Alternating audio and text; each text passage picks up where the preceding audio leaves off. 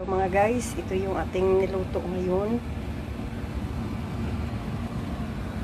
Ano na? Taste buds.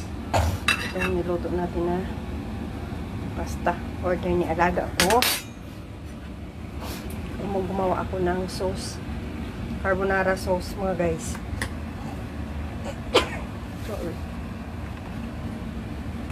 Ayan guys. Ito yung ating sauce. Chicken yung ginamit ko.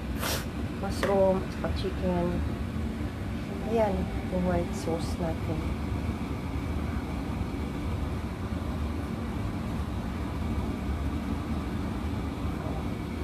Ayan, nakikita nyo. Ang bango-bango. Kung may oregano kayo mga guys, magpa-dry kayo ng oregano. Magamit nyo yan sa mga niluto nyo. Yan.